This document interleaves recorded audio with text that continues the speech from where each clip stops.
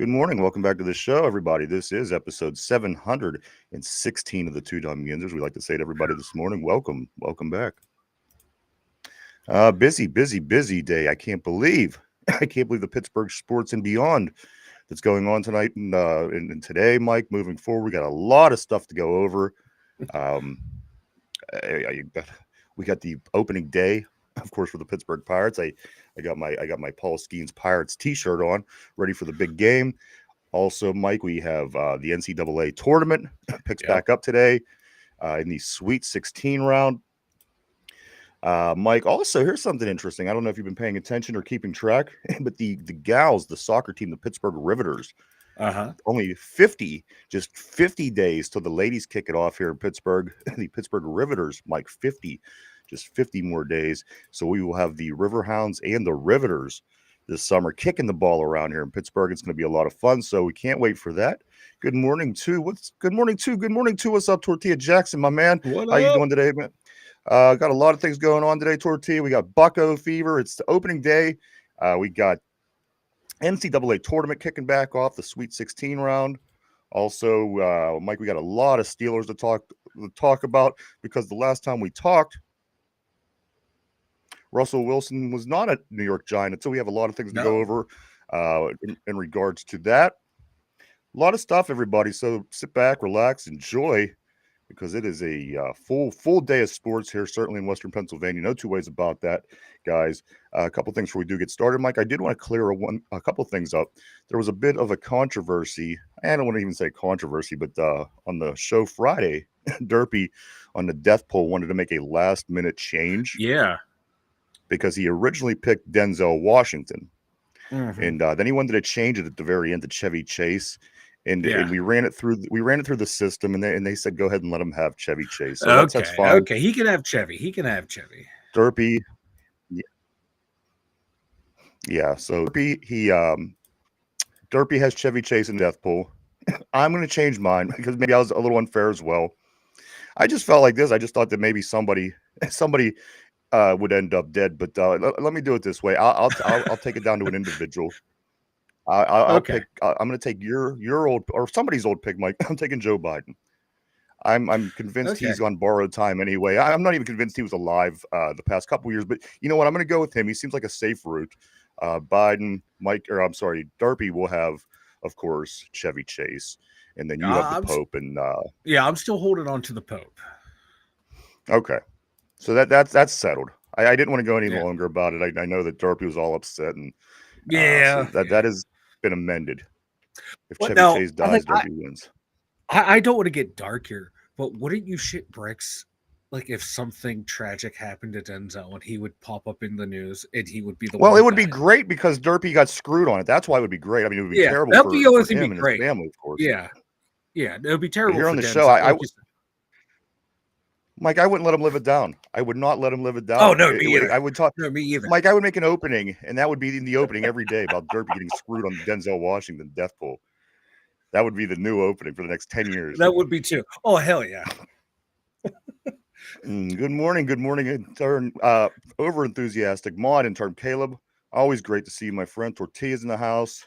Caleb's in the house. Let's see. And Caleb says, it's the most wonderful time of the year. It sure is, baby. If it's not, you know what? It really is. And I'll get into why here in just a couple minutes. Caleb also says there will be Yinzers drinking and bellowing, 70-year-old Pirates fans talking about the Cove. It's the happiest time of the year. I like it. God, I really like that, man. Tortilla says, I'm still rolling with Diddy. You know what? That's not a bad pick. I'm going to be honest with you. Even if they fake his death to get him out of shit like they did to some of these other guys, in my opinion, I think that still counts. Here's my thing about entertainment. Mike, you could fake deaths because it's entertainment. You could listen. P. Diddy is Sean Combs. As long as he's Diddy and he ends up dead, you could always doubt that because again, that's a stage name, and these people are entertainers. So I'm not convinced whenever they all die. I'm not. I think sometimes. I mean, there's always been the conspiracy about Tupac, things like this. I don't think that doesn't happen because again, they don't have to tell you if they don't really die. If they write their own character off from what it is they do, it's as good as writing somebody off on a soap opera. They're just not there anymore, and they're not in the business. And so again, anyway, I'm not really sold on the whole Diddy thing. I'm kind of skeptical just because there's so much goes into it, and not a lot's coming out of it. But that's really beside the point, guys. Also, Tortilla says, "Wait, no, I didn't mean it like that." Yeah, He's not really not you Tortilla don't got all does them.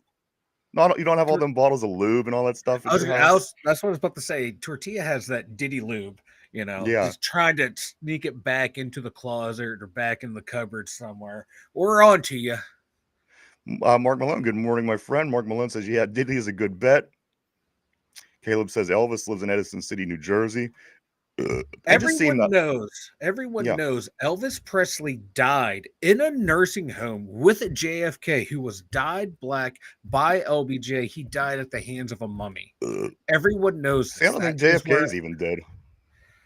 See, he got shot in his head, and they put sand in there, and they just sewed his brain back together. That's what happened. Think about people that are rich and and powerful and have endless resources. You know that they like have people that like what a stunt double is. There's many of people that could play as you, but again, that's a whole other show. Maybe another day we'll do that. Elvis lives in Edison City, New Jersey. There's a really good conspiracy theory. Matter of fact, Finch brought it up on social media the other day about Jim Morrison.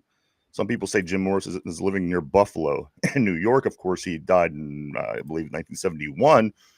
But all these guys, Mike, there's always something so suspicious. Like Elvis, Aaron Presley. Aaron was spelled wrong on his grave, and like they all have these little things that you could always say, well, that's weird because as famous as Elvis is, how do you get his name wrong? But also, Caleb says, Tortilla Jackson, you hanging with the dad from the Family Matters too. And also, Tortilla found that bit funny. I thought he was dead for the longest time. I really did. Carl, I think his name was Carl in the show on Family Matters. I could have swore he was dead. Then I started seeing him in the commercials recently. So apparently he's not dead. Guys, but we do got a lot of sports to talk about today, Mike. Let's get into, just because we have to. I don't think we cannot start with the Pittsburgh Pirates. It is opening day. It's day 1 of 162. Pittsburgh Pirates, Mike. Paul Skeens is on the hill, but there's bad news. Bad news in the rotation, Mike. Jared Jones is expected to miss significant time and start the season on the injured list. Not what you wanted to see from your Pirates if you were being optimistic about the team, to say the least. And then also Spencer Horwitz, who's brought in to be their starting first baseman. He also starts the season on the injury list, Mike. So a couple things right off the top you don't want to see as you're getting ready to start the season. But I think in the long haul, if this team could stay healthy, these guys get back, I think this team has a nice chance of finishing. I think they can finish above 500 because I'm going to tell you why. Because the mindset, what's the difference between playing for the Pirates and playing for anybody else? Why are they terrible every year for 30 years? I think it's just the spirit of the team. Now, if Paul Skeens comes in as that captain that he's really coming off as, I think that the guys can buy into this. The Pirates never have anything to buy into when they're here. They're just here. They stay for a while. They leave. I think Paul Skeens might be the catalyst, Mike, to turn this team around. I'm not saying win a World Series this year, but I'm certainly saying, with the right attitude, and you play just a little bit harder every day, and say you win 5 games that you lost last year, that's a jump. So I think that the Pirates could be in decent shape. Again, I'm not buying my World Series tickets just yet. But I got to say, I'm liking what I'm seeing. Barring those 2 early injuries, we get these guys back, Mike. And after you comment on it, I'm going to give you the roster. And I think that you're going to be somewhat satisfied with the Pirates roster. But Mike, what's your thoughts on that with the 2, Spencer Horwitz and Jared Jones, both starting off on the injured list? And such a big season, Mike. And again, you're going to see the roster. You're going to say, you know what? This is not a bad baseball team. Well, God, Horowitz, he played 1 full season. It was a promising season last year with I believe Toronto. So, you're counting on him to be your first baseman. And then you're counting on Jared Jones to be your number 2, possibly even number 3. I think that's where they had him slotted in at. But that guy is also a potential ace of a staff, too. He has that Paul Skeens demeanor, that A.J. Burnett demeanor of, I'm going to be a bulldog. I'm going to go out there and do what I need to do to win. And you had him and Skeens, my God, you're thinking this is going to be great. Now he's done for at least a month, maybe 2. That's going to hurt you right there. And does this team have the wherewithal to not have a monster losing streak like they did early last year, or in the middle of summer last year in August? They lost like what, 12 games in a row, 10, 12 games in a row. Like, can they do that? Can they not do that? That's going to be the thing with this team, these long losing streaks. They had a bunch in April where they lost long losing streaks. I just don't know if they upgraded this team enough. I know with Paul Skeens being here the whole way, that's going to help some, but we saw it in spring training already. Paul Skeens threw a gem and they lost 1-0. Yeah, it's spring training. They got no hit. I know. And that's like, that happened how many times last year? He could have been a 20-game winner last year if he had the run support. And did they do enough offensively in the offseason to actually add run support? I'm not as optimistic as I think you are, but I'm willing to listen to this lineup. Let's go. All right. So to answer your question, answer what you said, no, they didn't do enough in the offseason. They did very little, as a matter of fact, and I think that's part of the problem. But this is the roster. So our rotation looks like this to start off the season. It's Paul Skeens, Mitch Keller, Falter, Haney. They brought this Haney over, so he's the new number 4 in the rotation. And now with Jared Jones out, that they put in Carmen Majinski. So he was their number 1 guy out of the bullpen last year, and right now he's the number 5 until Jared Jones could get healthy. And this kind of turns into a situation like last year, because remember, Skeens, they didn't put him until 2 months into the season. So if we have to be without Jared Jones, it's going to be a similar situation as it was last year. So I mean, we're not it's certainly not anything different to us, but Mike, that is the rotation. Our bullpen is Bednar, Holderman, which I think is a huge mistake. Now, I think the bullpen is the Achilles heel, no doubt. Mike, again, you're depending on Bednar to come back and prove that he's better than he was last year, which they were saying in spring training he didn't look that great. No, Holderman, then Santana, Lawrence, Barucci, Ferguson, Meza, and Wentz. So I mean, we do have some new names in the bullpen. I got to learn about these guys still, but let's get to the position players. Mike, here's our catchers: Joey Bart and Endy Rodriguez. Joey Bart, I like that a lot. Infield: Nick Gonzalez, IKF, Isaiah Kiner Falefa, of course Hayes at third base, Jared Triolo. And Frazier, they brought Frazier back, who used to be on the team. The kid's a hustler. The guy hustles his ass off. It's one thing I liked about him. But that's our infield. And then Spencer Horowitz was supposed to be. So it would be Horowitz, Frazier, Gonzalez, IKF, Hayes, and Triolo. Which, again, not bad. I mean, if you work together, if you work Triolo with Hayes at third base, you kind of you make that happen. Now let's get to the outfield, Mike. Kutch, Brian Reynolds, Cruz, Jack Sawinski, G1 Bay, and Tommy Pham. I mean, that's not a bad offense. They're probably gonna put Cruz in center field. Reynolds is gonna play right, and Tommy Pham in left. I mean, it's not a bad outfield. So let's say that they do this, Mike. Kutch at the DH, Cruz in center, Reynolds right, Tommy Pham left. You have Jack and Bay coming off the bench. On the infield, Gonzalez at second, IKF at short, Hayes at third, keep Brian Hayes, and then at first base, they're going to either have to play Triolo or Frazier, which for now, I'm okay with that. Catcher, I bet you they're going to start Bart, and then again, the rotation. So I think the bullpen will certainly be the Achilles heel, Mike. But I don't know a lot about these guys, so I will be learning, and I'll be able to make that judgment a little bit better. Caleb says that offense sounds worse than the Whoopi Goldberg movie Eddie. But I will learn the bullpen here as they continue to move on with the season. But Mike, I mean, come on, that's not the worst team ever. You got to admit it's not, but I don't know. Like your best batting average on the team last year was what, Kutch and Reynolds, and Reynolds, I'm sure that's not going to change. Yeah, and like your best power hitter Reynolds at 24 home runs. Like O'Neal Cruz, I keep hearing the media and the fans saying, O'Neal Cruz, he's a freak. He's an alien. He's going to have a breakout year. He's going to have a breakout year. He's going to have a breakout year. When is it going to happen for O'Neal Cruz? Like, I I just don't see it with him. I don't trust him. 181 strikeouts last year. That's got to stop, of course. I mean, That's the got to stop. strikeouts are is his big hurdle. No two ways about it. If he worked Yeah, on that at all in the offseason, which he should have endlessly, yeah. we should be better. But Mike, It's that is certainly his weak point. that is his weak point right there, and his fielding as well. Hopefully, him out in center field, he can do a lot better than he did at short. I just don't think this team has enough. Brian Reynolds is inconsistent. He'll pop great numbers at the end of the year, but he very, very inconsistent. Same thing with O'Neal Cruz. Same thing with Cabrian Hayes. Cabrian Hayes is always hurt. And the only time he has good hitting is when he goes to see that old hitting coach that the Pirates fired that is barred from the facility and no one's allowed to see this guy. So I'm not seeing a whole lot out of I love Cabrian it. Hayes this year. Mm. And some of these other guys, Nick Gonzalez, for me, great rotational piece, great bench player to have. Same thing with Jared Chirillo, nice bench player to have. But we're counting on these guys to be everyday starters. Let me ask you, if this team, if they perform well, and all these guys that you're mentioning, O'Neal Cruz, let's say he plays, he plays beyond what he's been, and some of these other fellas, do you think that this team right here has a chance to be 500 or better this year? If they play if they play the good balls, providing they don't suck all the way through. It's a mental thing, and I think Paul Skeens is trying to fix that. He's trying to mend that problem.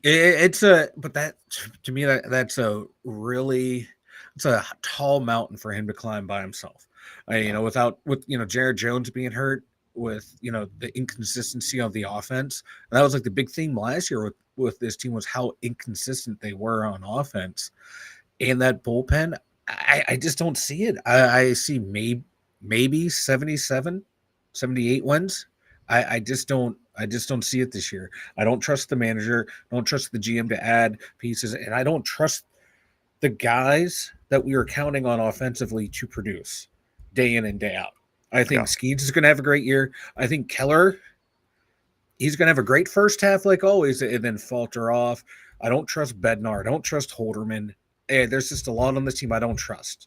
Now, one guy I really did trust, Mike, out of the bullpen was Aroldis Chapman, and even at his age, he was still pitching better than anybody in our bullpen, and he's the guy that you let go. I don't get it. People might say, well, he's not what he was. Well, you know what? Him not being what he was is better still than everybody else in the bullpen. Yeah, he was still better than. It felt like he was better than Bednar, way better than Holderman. Like the Pirates used to do this thing like with closers. We always had great success finding closers and setup men, and we just move on from them after a while. And we're not doing that anymore with Bednar and Holderman. I don't understand why. You can see like the wheels fell off for them last year. They never got healthy, and it should have. They just didn't do enough, man. They did not do enough in free agency. Like the Haney, who we have as a pitcher, he was 5-14 last year. Yeah, 5-14. But you got to remember too, Bailey Coulter was pretty terrible. I agree. I'm not arguing. I'm just trying to make sense. I know. I know. It's just. They're not going to listen. Bednar's going to get he's going to get the best case scenario from the Pirates because he is a hometown guy. He lives up in up on the North Hills, so I mean, he's always going to get the benefit of the doubt. But the guy that really gets me is Colin Holderman. Every game last year, it seemed like he was blowing the lead or giving something that he wasn't supposed to. And I remember thinking every game, how is he still on the team? And then every time I tuned in, I heard the media talking about how great of a relief pitcher he was and a bullpen pitcher, and it just didn't make any sense to me. So we're going to see that continue this year, Mike. I don't think that Holderman is again. You're replacing Aroldis Chapman as your setup guy. If that's going to be Holderman, I think that again this bullpen could be the big trouble for the Pirates. And as you mentioned, the lack of batting average and home runs and scoring points goes a long way as well.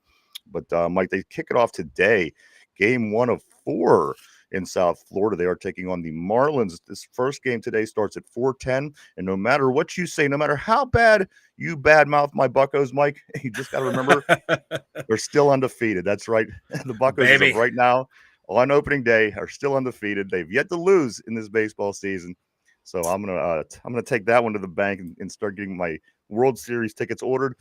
I'll get yours as well. Please do. Mm-hmm. Could you imagine a Uh, World Series in Pittsburgh? Mike, I got to be honest with you. I'm going to hop real quick over to the Steelers. Mike, only yeah. 392 days away from the draft in Pittsburgh. Speaking of big events, Mike, they are expecting 500 to 700,000 people to show Woo! up at the point and on the north side and walking across the bridges.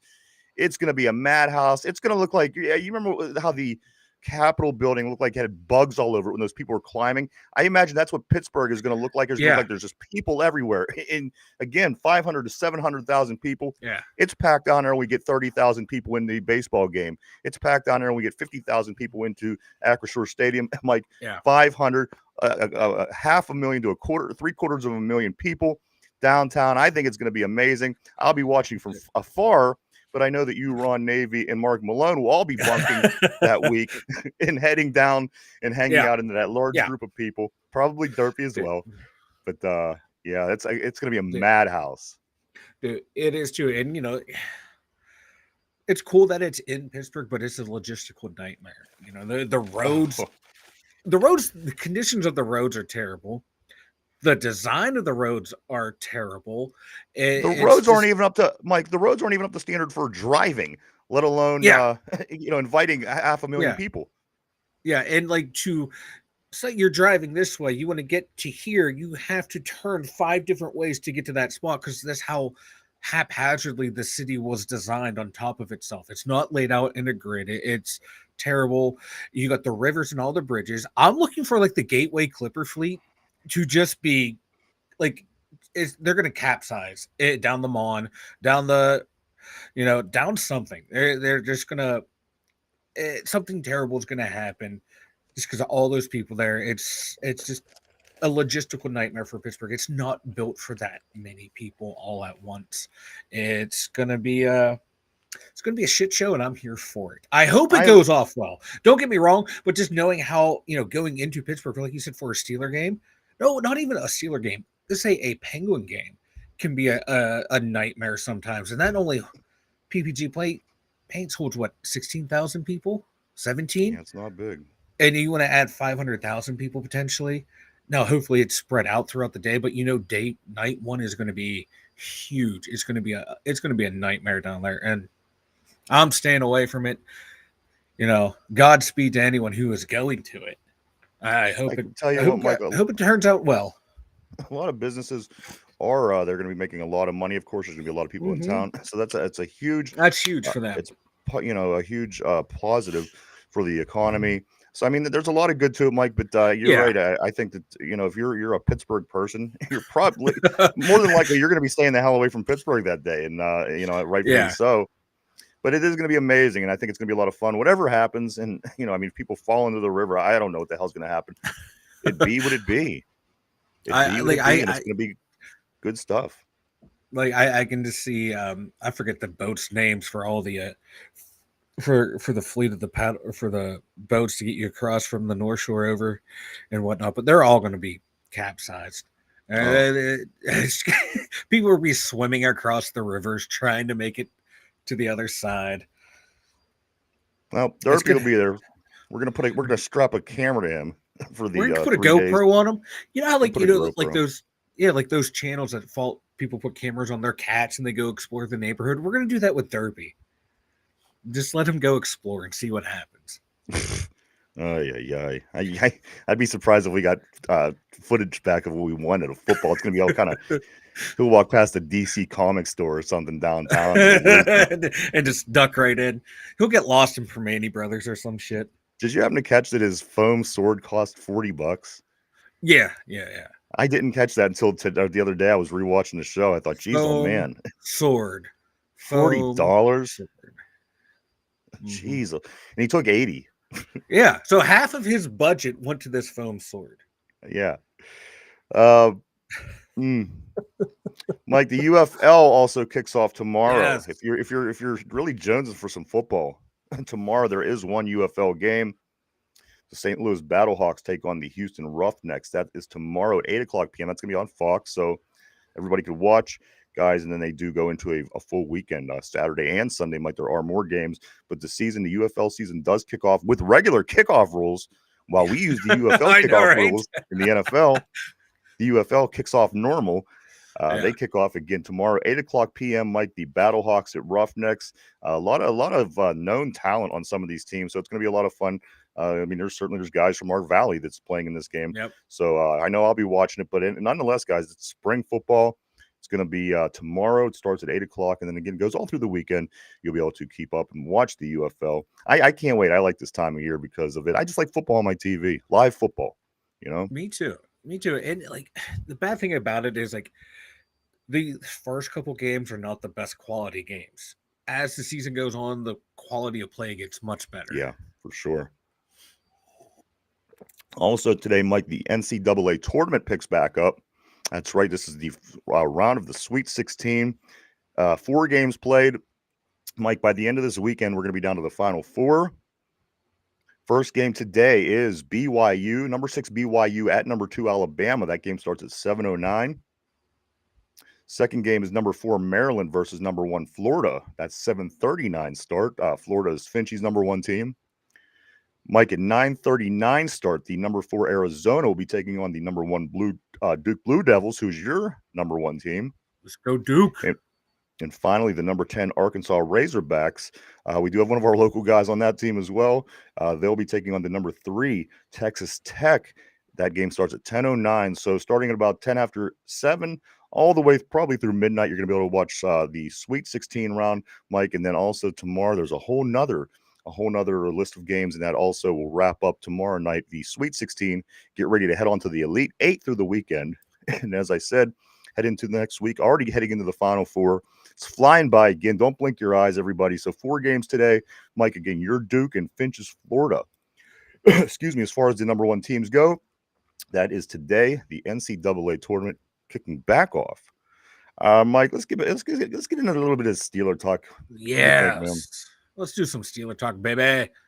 So, who would have thought 1 year ago, as we were getting Russell Wilson on a 1-year, $21 million deal, Fields on a what was he on, like a 2-year, 1 year, It was a 1 year deal. or 1 year, 1.21. I'm sorry, I was looking at the wrong list. So last year, Wilson, 1 year, $21 million. Last year, Fields, what was he? He was 1.21 million, correct? Somewhere around there. Okay. I just want to make sure I was reading this right.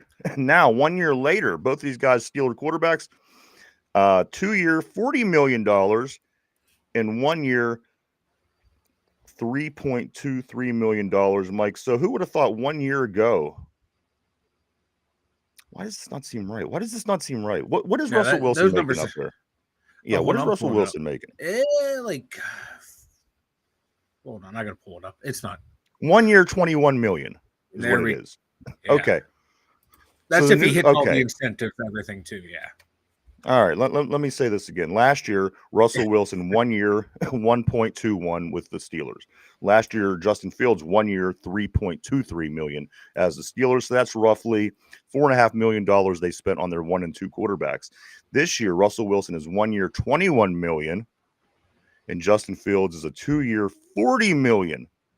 So for $61 million for these 2 quarterbacks to go both play in New York, or I guess in New Jersey, Mike, I think it's safe to say they were awfully frugal and smart by the way they played it last year. Again, only paying out $4.5 million to these 2 guys who were out making $61 million just a year later.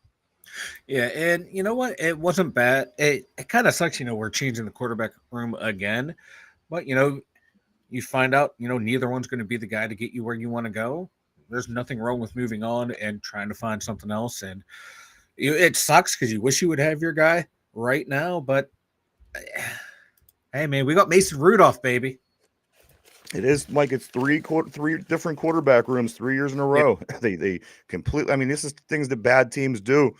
I don't know if they have a grand scheme, or we're just kind of falling into what bad teams do as far as handling quarterbacks, because this is exactly what goes on in bad cities year to year. Cleveland's and just go down the list, Mike. 3 years in a row, 3 entirely different quarterback rooms. No quarterback has got carried over from 1 year to the next. So, I mean, we're still waiting, of course, to see who our third quarterback is going to be. But that's where we're at right now, Mike. Or is this team Do they have a grand scheme plan here, or do you think this falls into the latter category? It falls into the way we more or less went from Bradshaw to Ben. You're just trying to find The a guys usually stuck guy. around longer than a year. I mean, this is kind Some of of them weird. did, but would you rather have like these guys stick around for 2-3 years and not progress and not be good, or realize, what, we tried it for a year, it didn't work, we did not get the results we Or get want, we didn't different like guys we and have the same well, result and not be good. and let's go get, or I'd rather them be like, what, this didn't work out, let's change it up. It didn't work. Let's change it up. Boom. We finally hit and we got our guy because we kept changing it, not being afraid to change. That used to be the thing with the Steelers is, oh, they don't change. They'll keep running out the same players and same things over and over, just keep running it back. Now they're, changing their philosophy of, okay, it's not working. We're going to go see if we can make it better. Even if we have to take a step back to eventually make it better, we're going to do what we have to do to eventually make it better. And I have no problem with them turning over not just the quarterback room, but 33% of the roster. We didn't get the results we wanted down the stretch and into the playoffs. So why bring everyone back? Don't be afraid to change. Well, every year that we've changed so far, we've done exactly the same the year prior. So let's see if that changes. But a good take on that, Mike. A couple things that I did notice, of course, Russell Wilson did. He did go to the New York Giants. We have two of our quarterbacks, number 1 and number 2, both playing in New Jersey this year, yet for 2 different New York teams. Russell Wilson left for a 1 year, $21 million, including a $10.5 million guarantee. I'm happy for him. Good for him. And I also think that he enjoyed his time here, Mike. He went on to say, Russ went on to say that Pittsburgh, he wanted to stay here right till the very end. He says that Pittsburgh was a special place for me, quote. Mike, I think that Russell Wilson was also good for Pittsburgh. I think he did a lot of amazing things. There wasn't many days that I didn't open up Twitter and didn't see him in some kind of hospital room with children and making people's days better. I really thought that as far as the guy goes, and he's a midget and he's older, so we didn't get what we wanted from his play on the field. But from the guy himself, I really thought he was good for the city here, and I think Pittsburghers really liked him, and for those reasons. And again, he was good enough. So whatever. But I really. Yeah. He really made his mark on Pittsburgh, I think. He did, and he made it in a positive manner. You just wish on the field the latter half of the season, he would have been able to perform the way he did those first handful of games when he came in. First started, the offense was rolling and stuff. He fell off, but you know what? He, like you said, he did a lot of good in the city, did a lot of good for the Steelers on the field the first half of the season when he played, but time to move on, Russ. Mike, I never really felt that it was for a show. It really felt like Russell Wilson was just this good dude doing good things. Yeah, he seems like a genuinely good human being. Yes, if you see him in the children's hospital, you don't think, oh, he's just doing it for this. You really felt it.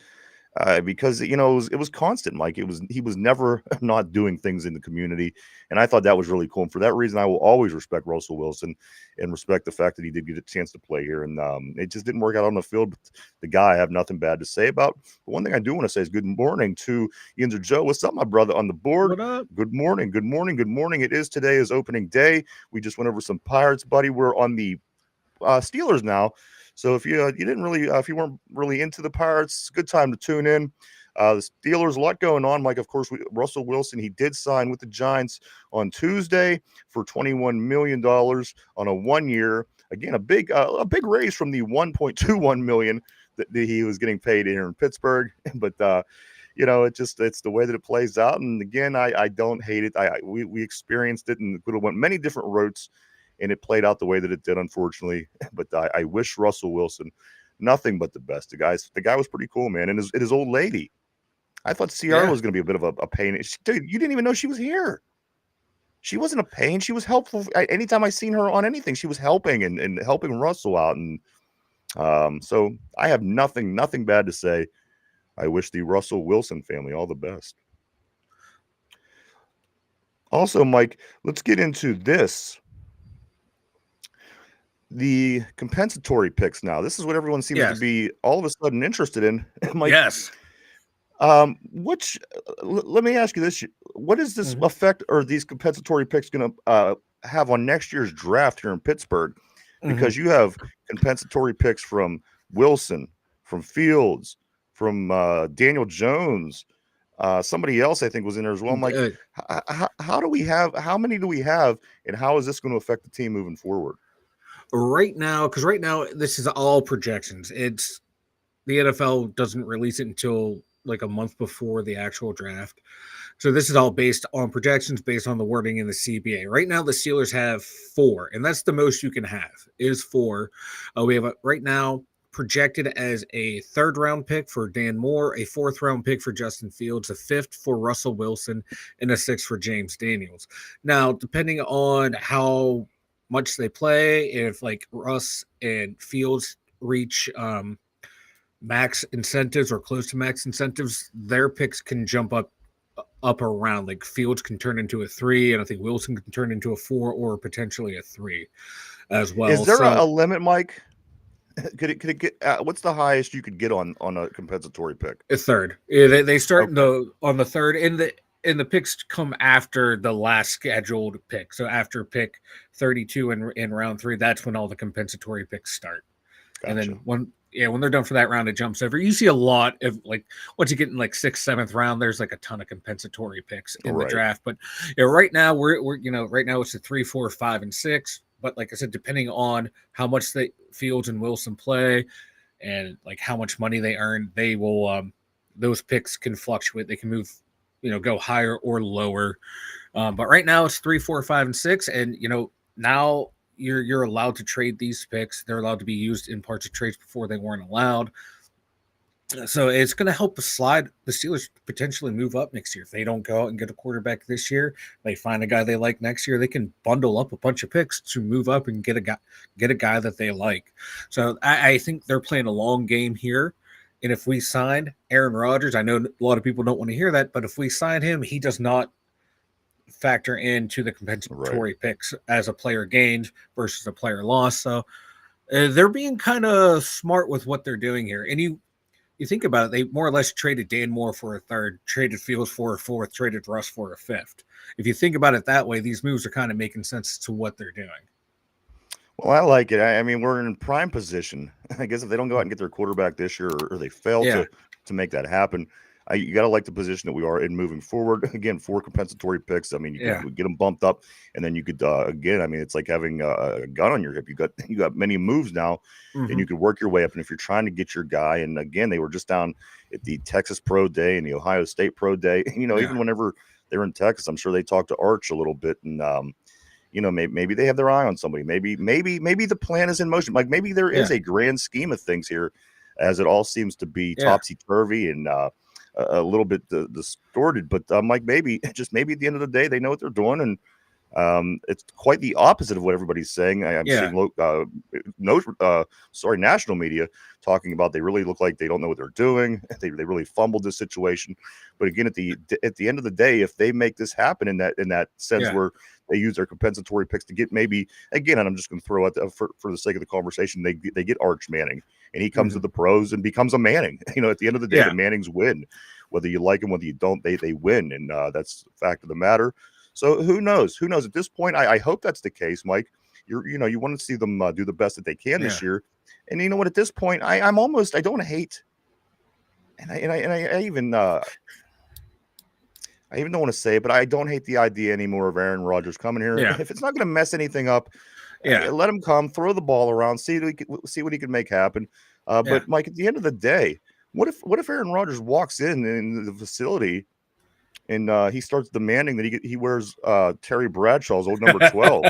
Then what's going to happen? Mike, then what do we have here? Then I think at that point they go security. And they just get him out of the fucking building. They're like, no, Aaron, you can say, you can have an influence on what you want done offensively. You demand number 12. You're out the building. Actually, we're going to bring Mel Blunt. Maddox is 8. You're getting Tommy Maddox is 8. And if you keep demanding number 12, we're going to bring in Mel Blunt, who looks like he could still play, to come whoop your ass. Can you imagine? That I tell you what, that would be a sign that the Steelers truly lost the control of everything. Yeah. As if Aaron Rodgers comes and demands number 12 and he gets it. No. It's over. It's over. Yeah.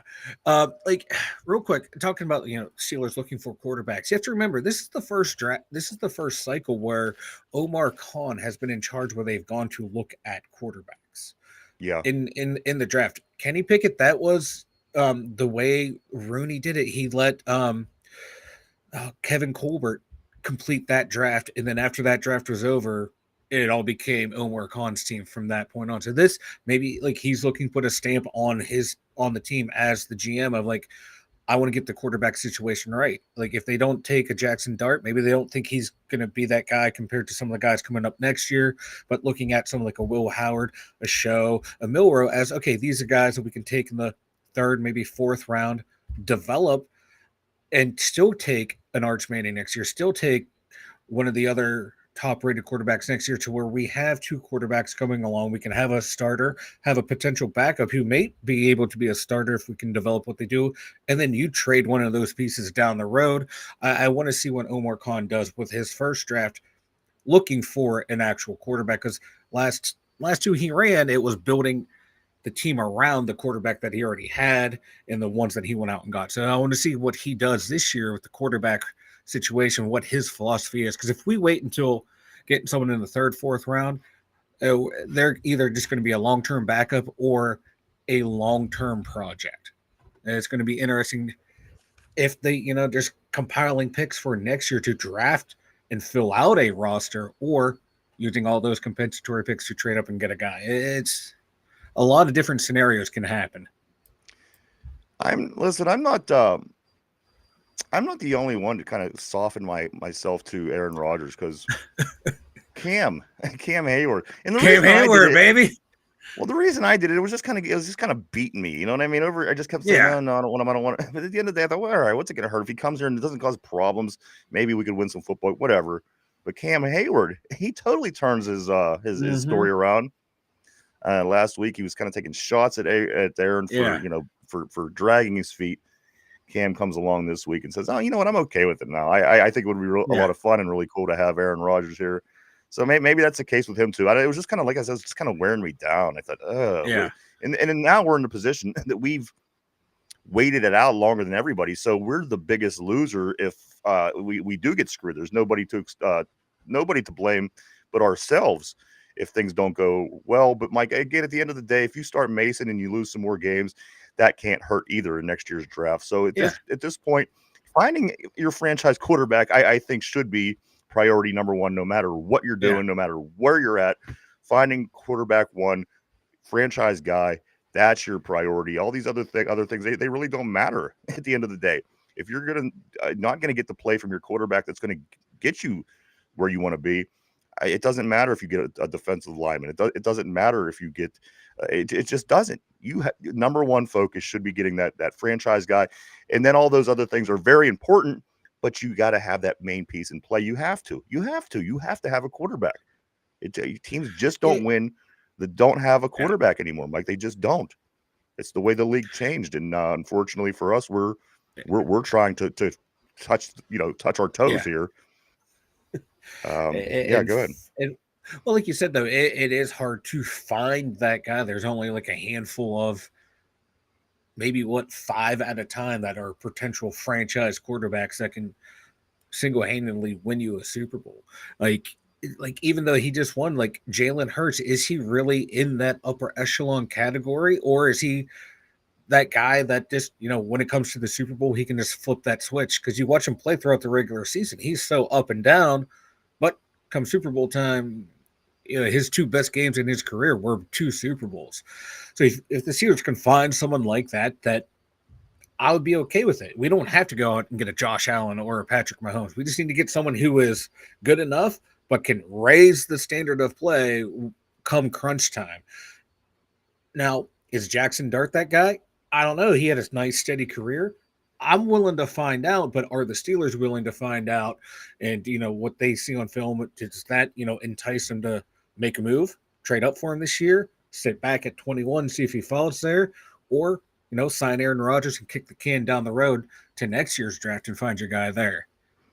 All right, we got to get everybody included here. Let's see. Tortilla Jackson. I'm going to go back to Tortilla's message, where Tortilla says, We basically trade a sixth for a fourth and a fifth round pick for losing Fields and Russ. P, what's up, my brother? Good morning to you, sir.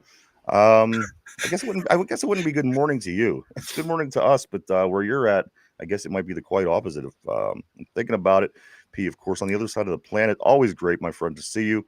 He says Giants going full quarterback. Shador as an understudy for the season. Here's my thing, Mike. I heard that there's going to be a big problem. It's going to be between Russell Wilson and Jameis Winston. They're going to be fighting over to see who's the most positive person in the locker room. I mean, which one of these guys is more positive than the other? I know, right? Come on. Who's more positive? Who's going to lead the team prayer? That's the tweet I saw. It's like that team prayer is going to be off the charts, but who's going to lead it? Because both of those guys are, big religious guys. We're going to spend all season praying. You know what? They're the Giants. They need all the help. It can only help. You might go on. He does go on to say Jameis and Winston, Giants Super Bowl incoming, baby. Yes. Tortilla was replied to Rogers taking Terry Bradshaw's number. He goes on to say Rogers will take number 8 from our punter, which I do want to say I just seen yesterday that Cameron Johnston is back. He's kicking the ball. He's booting the hell out of the ball. So maybe we'll see him back this year. I thought what was the other gentleman's name that punted for us this year? What was his last name? Waitman. I thought he did really well. I have no complaints. I thought he did a lot better than than Harvin did, Presley Harvin, Mike. But Cameron is back. He's kicking the ball, so we'll get to take a little bit better look at him this year. Also, Pete goes on to say, when has Aaron Rodgers left a situation better than when he found it in the last decade? Yeah, you're right. You're right. He's not wrong. You're not wrong. Pre also goes on to say, I'd rather have prime Jim Everett. You know what? Jim Everett was a badass. Back when I was growing up in the late 80s, early 90s, Jim Everett with the Rams. He was an elite man, at least in that particular period of time. Tortilla says Cam and Rodgers will be beefing by the first practice. Yeah. P says, this is the get Tomlin fired roster all day. Mark Malone says this roster is way better than last year's. Let me ask you: Are you being funny or are you being real? Because I was just saying the other day, it seems like we lost a lot of good players. In the sense of Daniels and the other one on the offensive line and Landon Roberts and like a lot of players that were a big part of this team going through this process. The 2 offensive linemen, again, guys on defense. Landon Roberts made big plays every chance. He was put in the situation. Landon Roberts stepped up and made a big tackle. He made a big stop at the goal line. So it seems like I just don't know. I don't know if I feel that we were better off this year than we were last year. It really feels like we lost a lot. Again, our number 1 running back. Whatever you think about him, I mean, it's another position that we lost a starter. So are we any better position than we were in last year? I don't know. We still don't even have a running back, Mike. I hear that Dobbins and Chubb are still out there. I don't know why they aren't pulling the trigger just to get somebody here. Maybe they're planning something for the draft, but they're certainly keeping that close. Nobody knows what the hell they got going on in the draft.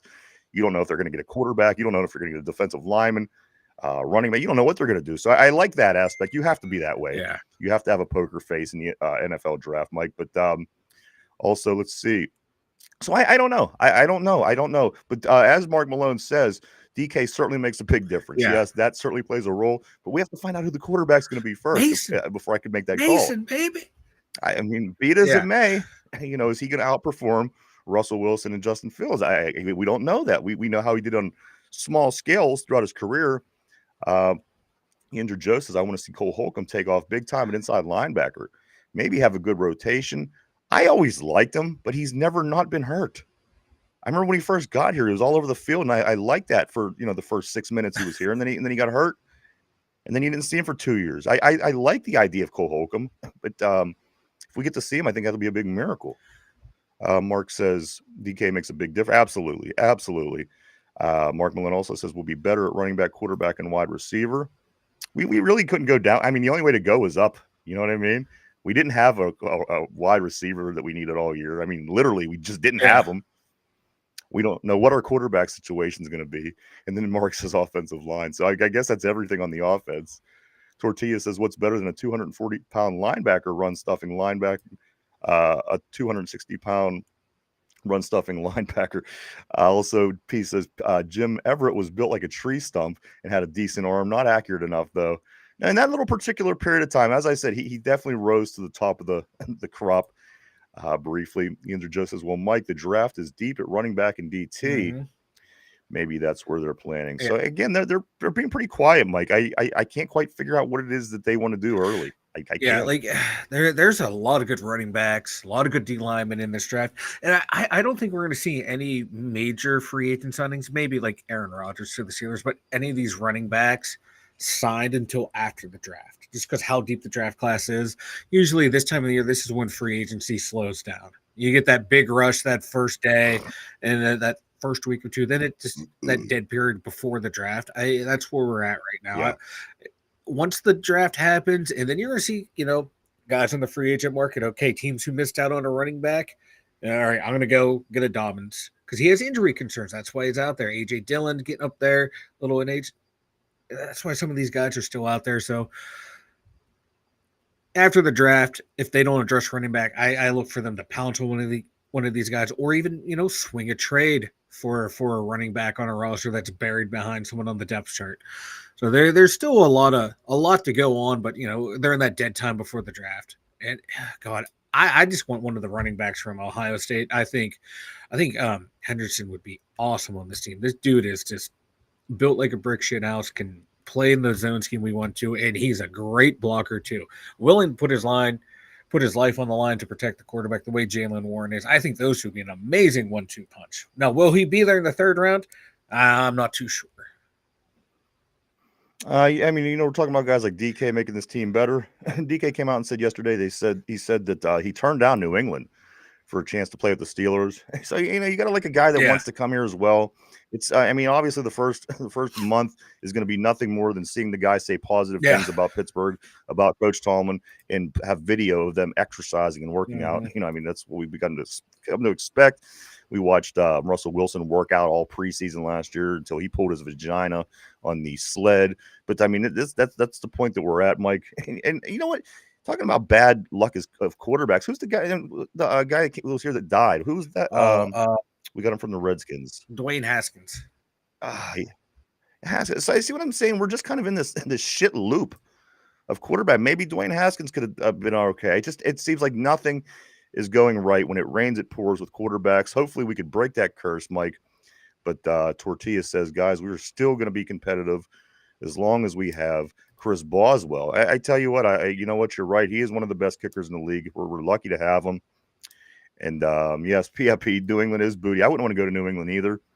But they're doing a lot of work too, Mike. I expect to see, maybe in a couple of years they start to come together because they're having so much down. They're having so much bad. They're having so, you eventually have to have that work in your advantage, I think, if you're a pro football team. And I think New England's smart enough to be able to pull it off. I don't see it being too much longer before they actually get back on track. Yeah, if they can have a really good draft here, I think they can slowly eke their way back into Drake May's looking like he can be a real deal. I don't like the signing of Stephon Diggs. Like, guy's a nutcase, been a problem everywhere he goes. You want that with a young quarterback, or unless he's willing to accept that role of being, just a short yardage receiver, not going to be a deep threat anymore. It's going to be interesting. And they're picking fourth, man. Travis Hunter, Abdul Carter, one of those two was going to New England, and they can use either player too. Oh, absolutely. Yeah, I mean, come on. Why that falls in that category with me, with everything that's just gone bad at that position? We had a guy die. We got a guy get hit by a car. We got another quarterback that's on the sled. Like, these things shouldn't be happening. Come on, guys. Mark Malone, man, there is no way they actually had him hitting the sled. LOL. He had to have been making a joke. Unless they made the joke and never exposed the true punchline. As far as I know, that injury that kept him out all the way half of the season happened at the beginning of preseason last year. At the beginning, so he was, for Russ being on the sled, missed about 2 months of football. pieces. Maybe he was on the sled and fell off. He was hyping up his O lineman, and Broderick Jones threw him off. Oh my. Najee, listen, I gotta say, watch out for that Chargers team, Mike. Now that you got Coach Harbaugh out there, they believe they have their franchise quarterback in Herbert. You have, Najee. They've been doing some good things. I would not look past the LA Chargers, especially if I'm the Kansas City Chiefs in that division. They've been putting a lot of work into that team out there, and last year they were good. Remember how good that defense was? Yeah. They gave up the least amount of points, and certainly through 3/4 of the season. So I'm beginning to wonder maybe that Charger team. And Najee, again, he's another one that I can't be mad at when he left. He was just saying what the way he's seen it. Again, that things weren't great here. I think we could all admit that. We could all agree on that. He was just explaining how things were, and you know what? I can't hold that against him. Mark Malone, yeah, could be at P. Morton. Mike, couple other things here. Is this a rumor? And I don't know if it is. If it is, please correct me. But I seen late last night that I don't know if this is real, but Cleveland is interested in Dak Prescott. I saw is this a possibility? If even, yeah, I saw that too. And the first place I saw it was on one of those clickbait aggregate sites. So it's like, okay, is it true? But then you see it's got linked back to a reporter. Is it true, or is it just a guy putting out a hypothetical saying that it's true? But I wouldn't put it past the Browns to do something like this. Either team. No, I wouldn't do. And I can see the Cowboys. Okay, you want Dak, you give me your pick so I can go get Shedeur Sanders and bring him to Dallas and then bring Dion here as my coach. I can just see these two dysfunctional franchises. See, that's a match made in heaven. Yeah, because he won a Super Bowl there, and that I could see. I want to dismiss it as this is just typical rumors that you hear at this time, typical rumors that people, Twitter trolls, make up to see if anyone will bite on it. But they told Myles Garrett they're playing at quarterback, and that's why he signed there. And he had a big smile on his face when they were talking about quarterback. Is he going? And it certainly couldn't have been. He was excited about Kenny. Yeah, Pickett. Was he going to be excited about Kenny Pickett? Was he going to be excited about drafting Shedeur Sanders? Would he be excited about drafting Jackson Dart, or would he be excited about them? Hey, we're going to go make a massive trade to go out and get Dak Prescott.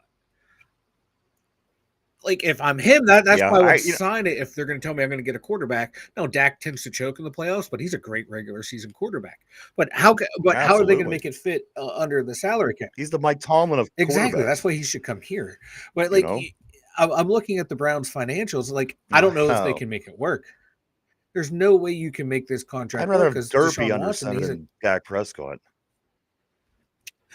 I'd like to have Derpy Superman outfit. Dak for a year. I think it'd be great.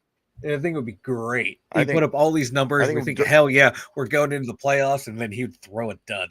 It'd be great. Yeah, no, I want Derpy in a Superman. Yeah. Listen, I want Derpy in a Superman PJs before I want Dak Prescott playing quarterback here. I mean, like, the Browns have $55 million in dead cap space. There's no way they can swing a trade for Dak Prescott. But if there's a team stupid enough to try to make it work, paying Dak and Deshaun Watson, the only reason. It would be Cleveland, and they were the only team dumb enough to try and make something like that happen. Like, if they were, that's the only reason why I questioned them, Mike, because it was Cleveland, and also because it's Dallas. They're not that smart of an organization anymore either. So I had to say, I mean, is this real? Is this real?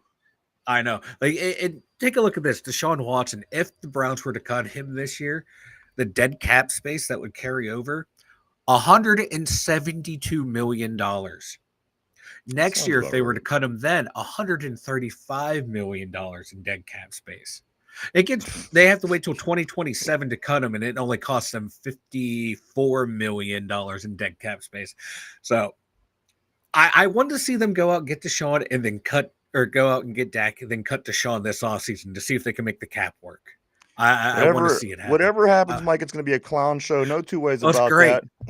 Caleb says, this is the 2 days in a row where I state my case for the Steelers drafting a point guard in the second round. He also goes on. Okay, correct himself. He said, state my case. Then he goes on to, I'm sorry, the next one is here. I'm sorry, is P. Thought it was another Caleb. P says Chargers are cursed. Harbaugh is a warlock, though.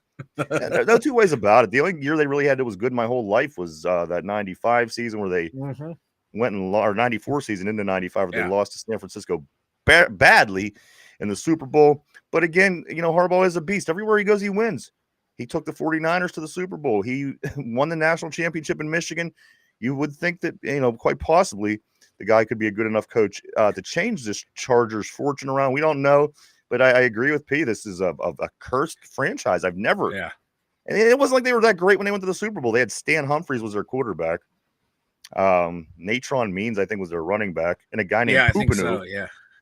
A tight end named Poupinu who scored 2 touchdowns against us to beat coconut us in the drinking championship round that year. So, again, they were never that great. Junior Seau, I know you don't like him, Mike, but Junior Seau was, of course, the big name on that defense. I think they might have even had Rodney Harrison possibly back then, real early in his career. I'm not sure. But, yeah, the Chargers, I mean, by in theory, you would think things would be getting better down there. Yinzer Joe says, I don't blame Ben for staying to play the year he retired. There were probably 9 quarterbacks available in the draft. None of them were very good. I guess they could have got Purdy.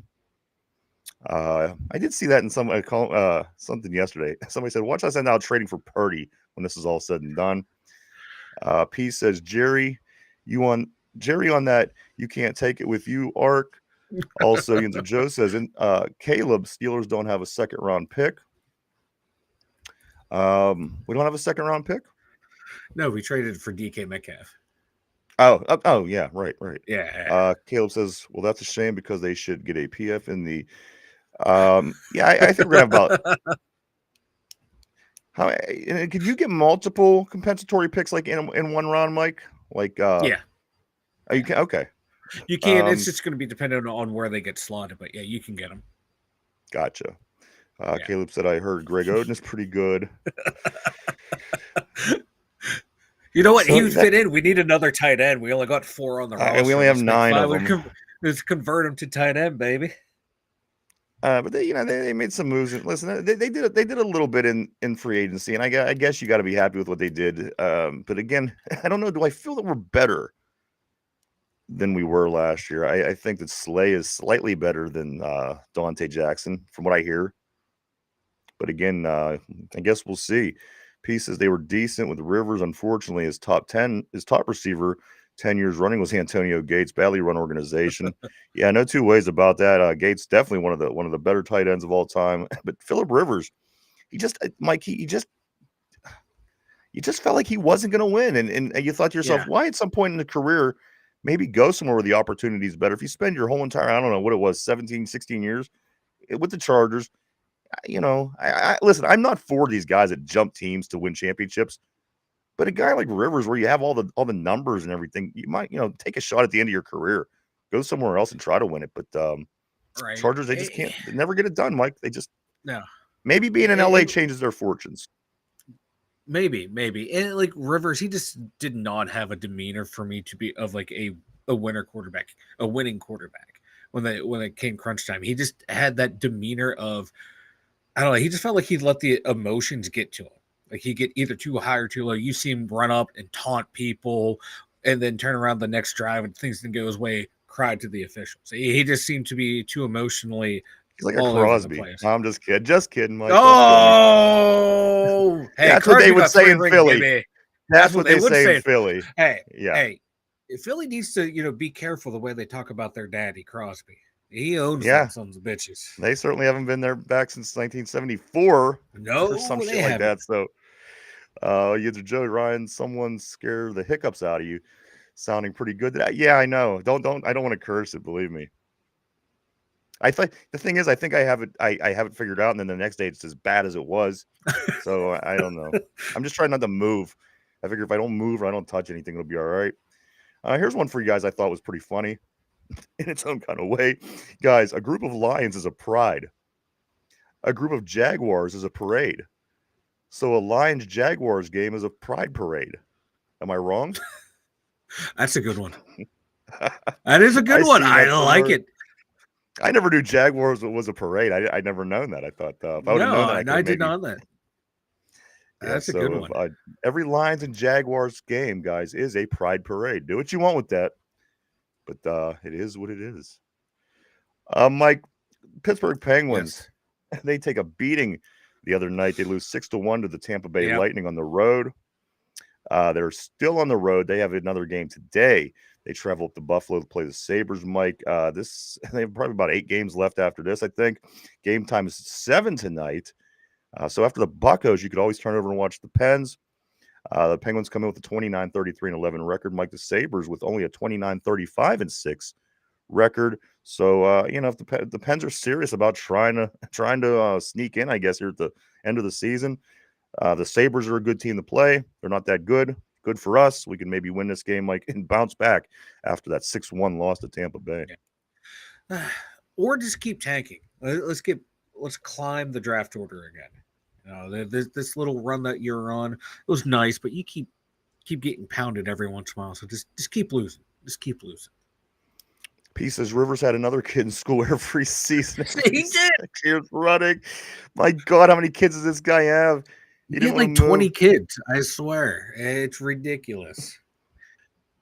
Him and Tyreek Hill are neck and neck anymore. It reminds me of my old home ec teacher. This lady, she got pregnant every other class. I swear to God, every time the bell rung, she was pregnant again. I've never seen somebody as pregnant as much as my home ec teacher in school. Unbelievable, man. I've never seen her not pregnant. But guys, tonight, all kind of big things going on. Of course, starts at 4:10. Paul Skeens and the Pittsburgh Pirates, they do open up today, and they open up in Miami against the Miami Marlins. 4:10. The undefeated Pittsburgh Pirates take on the Miami Marlins, Mike, for the first game of 4. Then after this series, they travel up to Tampa Bay for 3. And then next Friday, they open up at home against the New York Yankees. I would actually really love to go down to that game. But the Pirates, guys, they do open up their season today. Paul Skeens, if you want to watch Paul today, 4:10.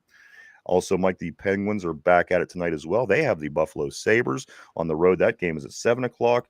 And in the meantime, there's a whole bunch of basketball tonight as well. If you follow the March Madness tournament, again, BYU takes on Alabama at 7:09. Maryland takes on Florida at 7:39. Arizona takes on Duke at 9:39.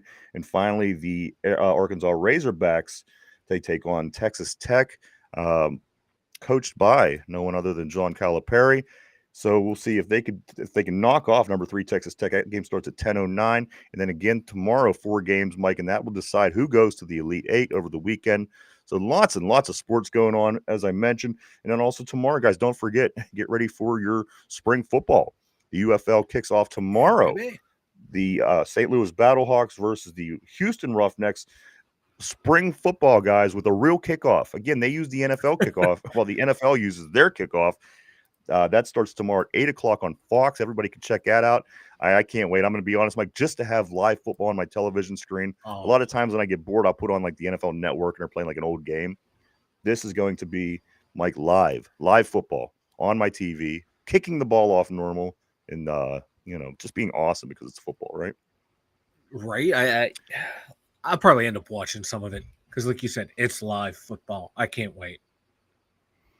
Who named groups of animals? You know what? I always wondered that, Caleb. I always wondered who made all them dumb names, like the parades and the prides and the packs and all that. I like crows. A group of crows is called a murder. That they nailed that one right there. Wow, I never knew that. A murder of crows. Yeah, I really like that. Yeah, they nailed that. Huh? A murder of crows. P says his home ec teacher she had that fire ass. I think he says that her name was Buns in the Oven. Our code name.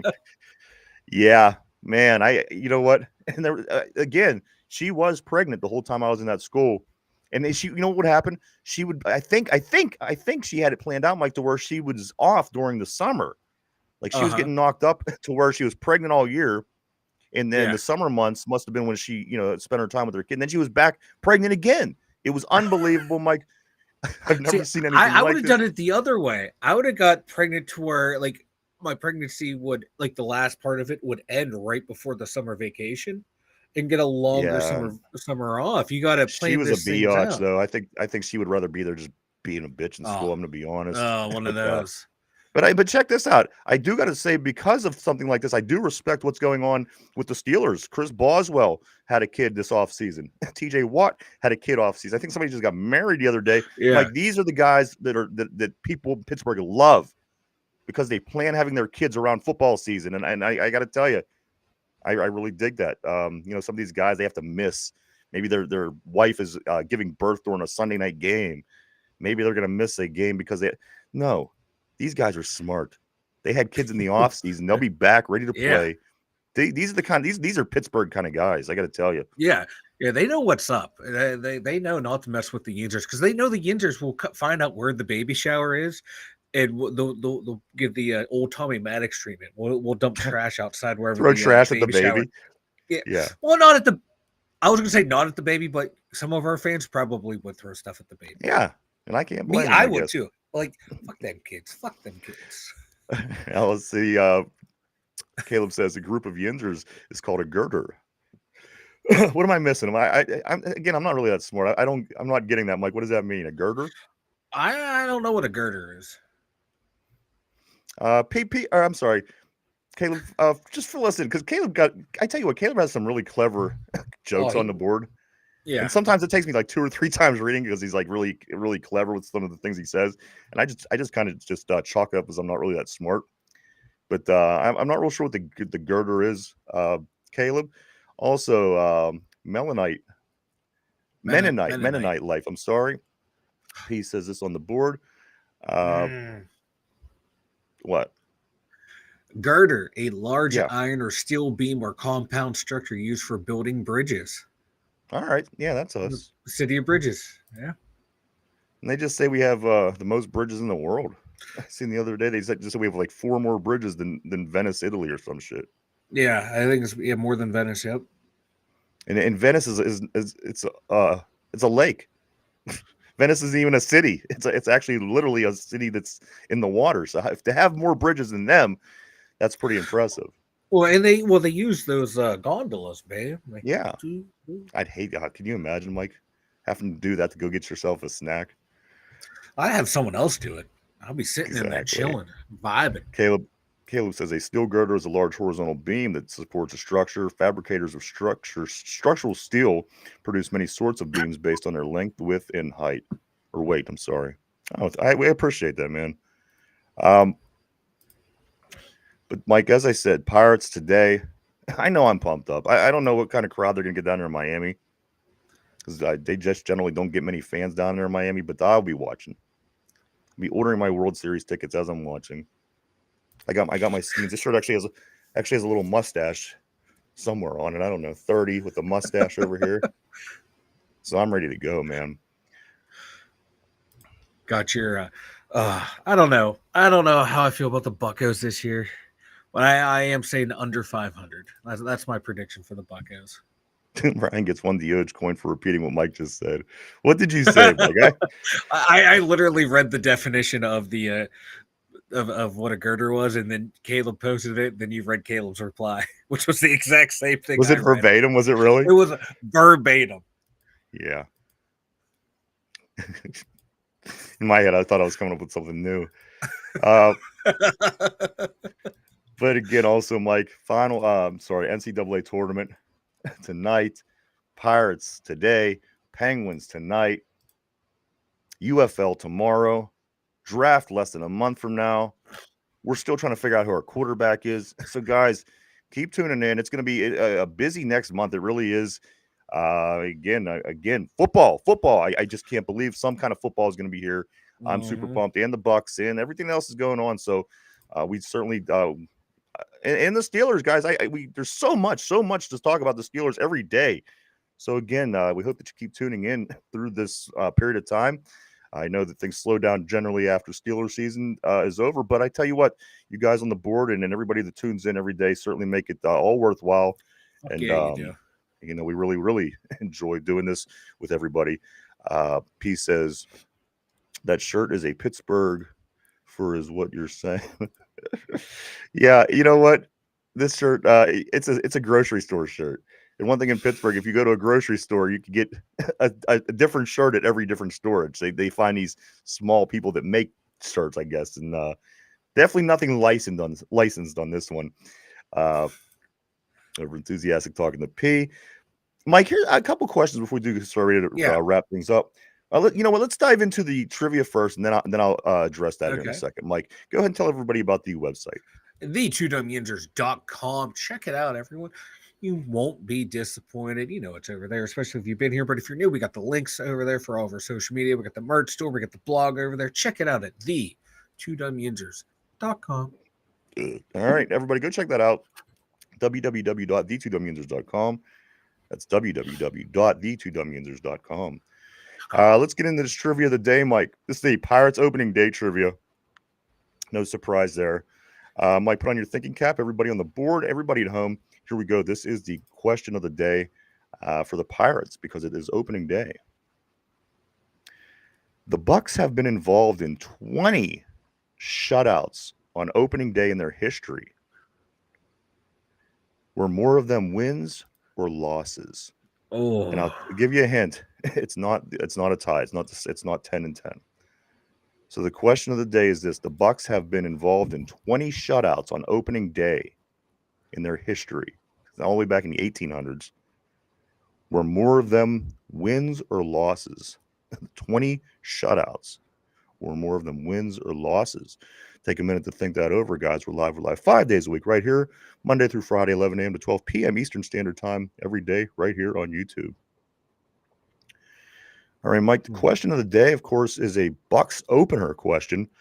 The question is, the Pittsburgh Pirates have been involved in 20 shutouts on opening day in their history, dating all the way back to the 1800s.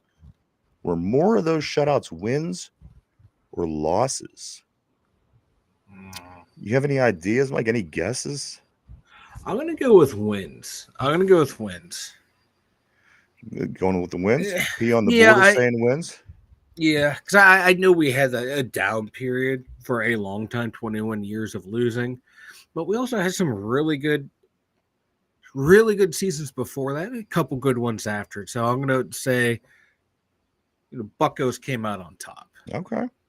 I mean, that's a very logical way. And you got to remember, the Buccos are a storied franchise. They really are. Until the early 90s, whenever it fell off, they've won 5 World Series. They beat the Yankees in the World Series. They beat the Orioles a couple times in the 70s in the World Series. All the way back to the beginning, they were always winning. It's just this last 30-some years, it's really it catches people's attention when you're bad for decade upon decade. But it's more of a storied franchise than anything. As a matter of fact, I think they're one of the top, not one of the top couple, but they're like a team that's right between all the good teams that won a bunch of World Series and then a bunch of other teams that didn't. So they're like high middle overall, which a lot of people, again, don't remember because of their recent lack of success. But P does say wins on the board. He says Pirates always break your heart by mid-season. Yeah, you ain't kidding. Caleb says last Pirate pitcher to throw a no-hitter. It was Wilbur Big Tooth McCormick back in 1976. Oh. I got to be honest, Mike. I think that Paul Skeen's going to get one. He's going to get a no-hitter. I think he's going to get one this year. I mean, now he's settling in, P says start off hot, though. That's what they do for some reason. And then it's the same story every year. But they don't change their plan with the same story they went with that we mentioned earlier. Not much of a difference. And again, the ability that Rowdy Tellez had is an ability that Spencer Horwitz don't have. It's availability. Mike, I want my starting first baseman out there on the first game of the season. This guy's been injured. Yeah. So again, we kind of, did we even improve? But we certainly will see, Mike. So the question of the day is this: the Buccos have been involved in 20 shutouts on opening day in their history. Were more of them wins or losses? P on the board says wins. You said wins. Is this your final answer? Final answer. All right. I'm locking you in place, Mike. You are in on wins. The Battle and Buccos have been involved in 20 shutouts on opening day in their history. Were more of them wins or more of them losses? Mike, the answer is they have a record of, in shutouts on opening day, 20 of them. They have a record of 12-8. You guys are right. More wins, 12-8 in opening day shutouts for the Pirates in the history of the team. So there you go. Maybe they'll shut out. Maybe they'll shut out That Miami today. Be 13-8, let's do it, or boys. maybe they'll Let's get shut out go. by Miami. And it'll be 12-9. We don't know. It could go either way, really. I like to think with Skeens we're gonna score. We're gonna win, but again, we don't score when Skeens is on the hill for whatever reason. I never Yep, understand that. I I know. never understand that. Yeah. Mike, yeah, before we do get ready to roll here, Finchy's in Vegas. He's going to be on a plane tomorrow, heading down to Vegas. So if you're tuning in on Friday night to check out the two cranky jagoffs, he has I guess a clip episode that he put together that he is going to be playing on Friday night. So to put on Yeah. for when they won't be there. I want to get a. No, he's not going to be there. I was going to say it'd be nice to get a hold of Finch while we're on the show, but Yeah. he heads out later in the day. That won't be possible. Yeah. But Finch is out in Vegas. You'll be able to check out his clips, best of, I guess, if you will, on Friday night, tomorrow night, 9:30. And also, Mike, another thing, and it's less than a month now. You were kind of throwing the idea around of possibly doing something for the draft. Are you Yeah. still considering maybe doing a draft special? Yeah. I'm thinking about doing at least round one and doing like a live stream. Yeah. Sit down, watch and react to day one of the draft. So yeah, I'm Okay. pretty sure I'm still going to do that one. All right. Yeah, I just wanted to double check. I know you spoke about it. I haven't heard it come up recently, but here we are, guys. Yeah. This is the 27th, so certainly less than a month away from the draft. Mike is talking about doing a draft special stream. So, Mike, as long as you keep reminding me or me reminding you, I think it could probably happen, guys, and it would be a lot of fun, and everybody could, come on and get on the board and hang out and talk about the draft. I think it'd be really cool. So I hope you do follow through putting that together. Mike, Caleb says two cranky jagoffs will play 2 straight hours of wet fart noises Friday. Yes, finally doing what we asked him to do. Check out Finch. Yeah, and those three on that show, I think they could make that work. I think they could. Absolutely. It would be the funniest shit ever. Those guys making wet fart noises using different parts of their body that is not their anus. I'd tune in. I'd watch that shit. Check out They're tomorrow, entertaining. guys. I like them. They're funny. Oh, I love the two cranky jagoffs. I do try to check it out live every week. Last week I didn't get a chance to watch it live, but I did watch it. But tomorrow, guys, again, a clip best of show, if you will. Check out Finch, check out Tim, check out Ryan on the two cranky jagoffs tomorrow at 9:30. Finch will be in Vegas, so it's gonna, as I said, it's gonna be a taped best of. Nonetheless, it'll be a lot of fun. Go check that out. Oh boy, anything else? What am I forgetting, Mike? It feels like I don't know. I don't know what I want to say. I think we got everything, man. I do want to say thank you to everybody, though. I do want to make sure I don't forget to say thank you to everybody for tuning in, checking us out, hanging out today. We certainly appreciate everybody, as we do every day. Thank you so much. Everybody on the board, you guys are awesome. You always keep the show interesting. And everybody at home, whether you're at work or home or in the gym, maybe in the car, we want to thank you so much. You guys are awesome, and we do appreciate everything. Believe me, we wouldn't do it without you, guys. Mike, what about you? Anything before we do get ready to wrap up? We got a lot going on. You got opening day. You got the Pens tonight. You got March Madness. You got spring football tomorrow. You got a team trying to find a quarterback. You have a draft coming up in less than a month from now. Yeah. I mean, who says that off season is boring, man? No, this offseason has been a blast. I hope it keeps going that way. There's always something new going on with the Steelers. But, opening day, this is the best day to be a Pirate fan because, my God, we're 0-0, baby. This might be the best record we have all year long. We can be 1-0, and that might be the highest we are above 500 for a long time. So enjoy it while we can, Bucko fans. Enjoy it while we can, because we know what's going to happen with this team. Oh, absolutely. Thank you, Tortilla, man. Have a good one, my friend. But as I said, Mike, I think that's everything for me. I don't know if I have anything else. We could talk about what's coming up again. Again, don't miss 50 days. 50 days from now, the Pittsburgh Riveters, which is the female soccer team, Mike, here in Pittsburgh. just 50 days away from them starting. Of course, the Riverhounds, the guys, they're already at it. They get back at it Saturday at home down at Highmark Stadium. So the sports never stop. It's a great thing about being here, being a Pittsburgh fan in general. Mm-hmm. But guys, the big news, we're still keeping our eyes on AR-12, see what he's going to do. We're trying to figure out what we're going to do in the draft. You got Omar Khan and company making it down to Ohio State and Texas over the last couple of days for pro days. So there's always things in the works, guys. So we will keep on top of all of that while enjoying the opening day for the Pirates, Penguins tonight, NCAA action, all that kind of stuff. And we'll make sure that we'll be talking about it first thing tomorrow right here on the show. We'll be back at our normal time, our regular time, to wrap up the week, Mike, for a Friday installment. Is there anything that you want to say before we take off, dude? No, just thank you everyone for tuning in, man. Appreciate it, man. You guys were a blast today. Can't wait to do it again tomorrow. Absolutely. Thank you so much, everybody. P, Tortilla, Caleb. Let's see if I don't want to miss anybody. Yinzer Joe. Of course, Yinzer Joe. Mark Malone.